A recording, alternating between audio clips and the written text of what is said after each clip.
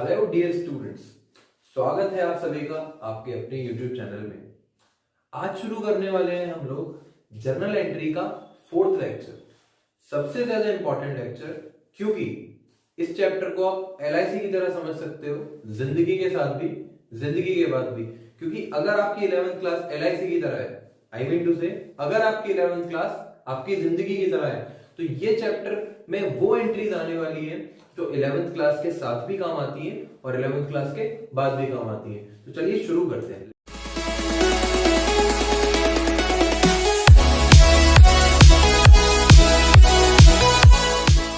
तो आज हम लोग बात करने वाले हैं एडजस्टमेंट्स की। एडजस्टमेंट में एक एक्सपेंस और एक इनकम। एक्सपेंसेस में अगर मैं बात करूं तो दो तरीके होते हैं, दो चीजें होती हैं। पहली प्रीपेड और दूसरी आउटस्टैंडिंग। और सेम तरीके से अगर मैं इनकम में बात करूं तो एक्रूड और एक अनएक्रूड।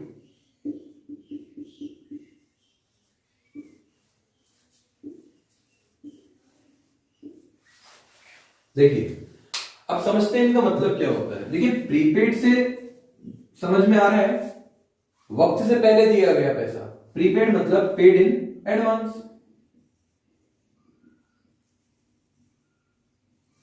आउटस्टैंडिंग का मतलब आउटस्टैंडिंग दरवाजे पर खड़ा हुआ है, मतलब ड्यू तो हो गया है, जाने को तैयार है, due but not paid. Due हो गया है, खर्चा हो गया है, लेकिन हमने दिया नहीं। समझ में आया? चलिए अब इनका एक एग्जांपल समझते हैं। सपोज आपको हर किसी 1000 रुपए महीने का खर्चा देना होता है। अब 1000 रुपए महीने अगर आपको हर महीने किसी को देना है तो एक साल में हम कितना पे करेंगे? 12,000 रुपए। ठीक है, अब 12,000 रुपए अगर हमको पे करने हैं और अगर किसी केस में हम उस पर्सन को पे कर रहे हैं 15,000 रुपए, तो जो 3,000 रुपए है हमारे लिए वो क्या है सर? Paid in advance. वो क्या है? Paid in advance. और इसी के साथ अगर मैं बात करूं, अगर हम उस व्यक्ति को पे कर रहे हैं 10,000 रुपीज, तो इस केस में मेरे लिए जो 2,000 रुपए मैंने पे नहीं किए हैं वो क्या है मेरे लिए? ड्यू बट नॉट पेड, मतलब आउटस्टैंडिंग। ठीक है जी, 3,000 यहां पर, 2,000 यहां पर। 3,000 क्या हो गया हमारे लिए? पहले वाले केस में जब हमको 12,000 रुपए देने थे और हमने दे कितने दिए? 15,000 रुपए। भाई हम बड़े लोग हैं, हम एक्स्ट्रा पैसा देकर चलते हैं।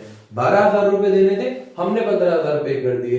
3,000 रुपए जो हमने एक्स्ट्रा पे किए हैं उसको हम क्या बोलेंगे? Prepaid expenses. और जब 12,000 रुपए में से हमने 10,000 रुपए दिए, हमारे दिमाग में कहीं ना कहीं हमारी जेब में पैसा पूरा है, लेकिन हम कम देकर चलते हैं। और जब हमने कम पैसा दिया उसको क्या कहा जाएगा? Outstanding expenses. ड्यू हो गया है, खर्चा हो गया है, लेकिन हमने पे नहीं किया है। अब इनकी एंट्री क्या क्या होती है ये देखते हैं। Prepaid expense, prepaid expense account debit to expense account. जितना अमाउंट हमने प्रीपेड किया है, जितना अमाउंट हमने पहले से पे कर दिया है। अब क्योंकि प्रीपेड एक्सपेंस ये वो खर्चा है जो हमने पहले से पे कर दिया है, इसका मतलब सामने वाले व्यक्ति पर हम हावी हो गए, हमने पहले से पेमेंट कर दिया। और अगर हम पहले से पेमेंट करके चलते हैं तो हमारे लिए एक अच्छी बात है। तो ये हमारे लिए क्या क्रिएट कर देता है बेटा जी? एसेट क्रिएट कर देता है। क्या हो जाएगी हमारे लिए? एसेट हो जाएगी। ठीक है, चलिए अब इस केस में अमाउंट कितना आ जाएगा सर? 3,000 और 3,000, क्योंकि भैया हमको 12,000 पे करने थे, हमने 15,000 पे कर दिए। और अगर मैं बात करूं आपके लिए आउटस्टैंडिंग एक्सपेंसेस की, तो ध्यान दीजिएगा, आउटस्टैंडिंग एक्सपेंसेस का खर्चा क्या होता है? जो भी एक्सपेंस हम पे कर रहे हैं, expenses account debit to outstanding expenses.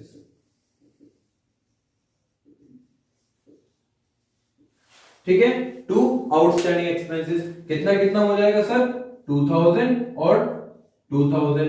ये मैंने किस किस की बात की है? एक प्रीपेड की और एक आउटस्टैंडिंग की। प्रीपेड क्या? एक्सपेंस, और आउटस्टैंडिंग भी एक्सपेंस। 2,000 रुपए। अब बात समझिएगा, इस केस में डेबिट में प्रीपेड एक्सपेंस आ रहा है, और डेबिट हमेशा एसेट का नेचर होता है। अब याद कीजिएगा हमारे लेक्चर को। ठीक है, प्रीपेड एक्सपेंस एसेट। अब यहां पर जो आउटस्टैंडिंग एक्सपेंस आ रहा है वो क्रेडिट में आ रहा है ना, आउटस्टैंडिंग एक्सपेंस अकाउंट हो जाएगा आउटस्टैंडिंग एक्सपेंस क्रेडिट में आ रहा है ना, और क्रेडिट का मतलब क्या है, सामने वाले व्यक्ति को हमने पैसा नहीं दिया है, इसका मतलब हम पर उधारी चढ़ी हुई है, और उधारी हमारे लिए हमेशा लायबिलिटी होती है, तो इसको क्या बोलेंगे हम लोग, लायबिलिटी।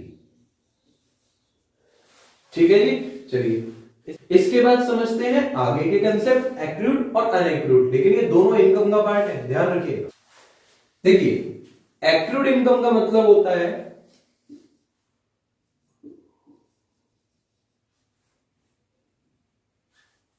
अर्न बट नॉट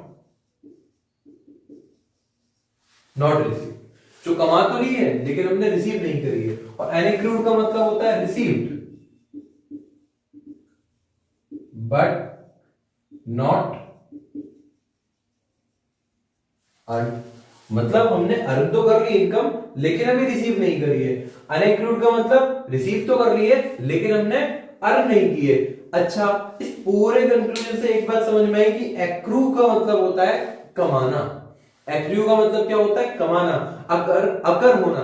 चलिए अर्न बट नॉट रिसीव, मतलब हमने अर्न तो कर ली, एक्रू तो हो गई, रिसीव नहीं की, उसमें अनएक्रूड मतलब कमाई नहीं है, कमाई नहीं है तो क्या हो गया, रिसीव हो गई है। चलिए अब इसकी एंट्री समझते हैं क्या होता है।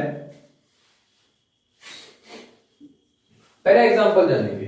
सपोज कोई इंसान हमको हर महीने 2000 रुपए देता है। अब 2000 रुपए के साथ वो 12 महीने में हमको 24,000 रुपीज पे करेगा। अब उसने हमको 24,000 रुपए देने थे, लेकिन 24,000 की जगह वो हमको दे गया कितने, 20,000 रुपए। तो अगर मैं यहां पर बात करूं आपके 4,000 रुपए की, तो 4,000 रुपए वो अमाउंट है जो हमने अर्न तो कर लिया है, मतलब भैया हमने तो कमा लिए, अब आपने हमको नहीं दी, ये आपकी परेशानी है, लेकिन हमारे तो पैसे आपके ऊपर ड्यू हो गए ना, तो ये हमारे लिए क्या हो गई, एसेट बन गई।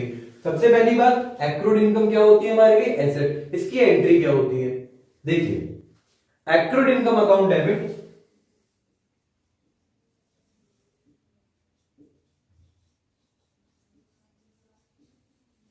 टू इनकम, जो पर्टिकुलर इनकम का नाम है वो लिख लेंगे। कितने रुपए इसकी इनकम थी बेटा जी, 4,000 रुपए, 4,000 रुपए।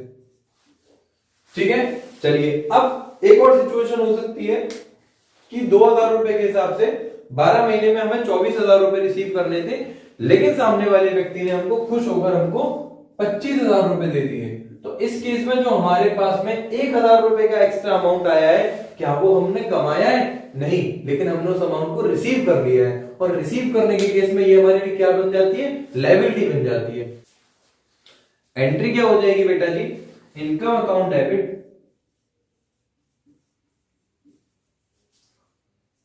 To unaccrued income. ठीक है, चलिए यहां आकर हमारा कंसेप्ट क्लियर हो जाता है। एक बात ध्यान रखिएगा, इस इनकम को एक और नाम से जाना जाता है, इनकम रिसीव्ड इन एडवांस। ये जानने के लिए इसमें लिख सकते हैं। ठीक है, चलिए यहां आकर हमारा ये वाला कंसेप्ट क्लियर हो जाता है। एंट्रीज को ध्यान से नोट कर लीजिएगा, या फिर स्क्रीनशॉट भी ले सकते हैं, टेक्निकल जमाना है भाई साहब। इसके बाद में आने वाला कंसेप्ट हमारे लिए थोड़ा सा इंपॉर्टेंट है, लास्ट तक वीडियो को जरूर देखिएगा। डेप्रिसिएशन, इंटरेस्ट ऑन कैपिटल और इंटरेस्ट ऑन ड्राइंग। देखिए सबसे पहली बात, डेप्रिसिएशन क्या होता है, हम किसी भी एसेट को जब खरीदते हैं उसका इस्तेमाल करते करते जो भी उस एसेट की वैल्यू में डाउनफॉल होता है। अब आप एक बात बताइए, किसी भी चीज को मार्केट से खरीद के लाए, अब आप उसका इस्तेमाल करिए या ना करिए, सिंपल सीधी बात है, वैल्यू तो कम होगी ना, और जो भी वैल्यू कम होगी क्या वो हमारे लिए नुकसान है, हाँ, और अगर वो हमारे लिए नुकसान है तो all expenses are debit. Entry क्या हो जाएगी, depreciation account debit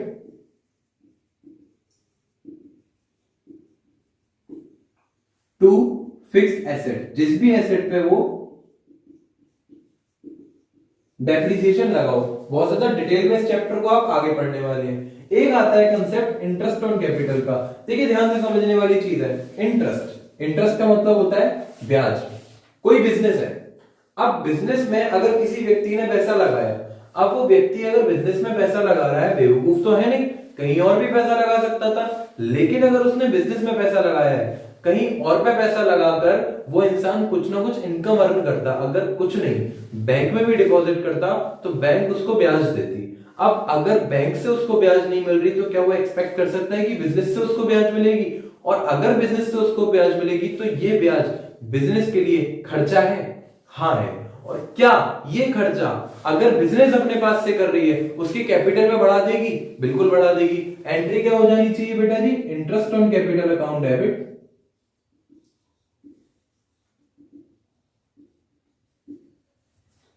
to capital account.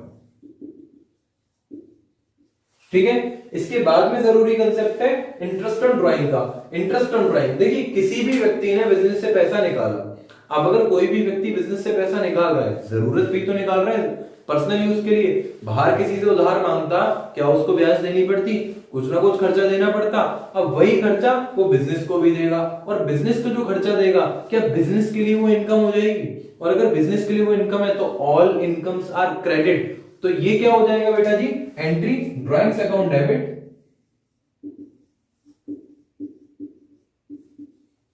To interest on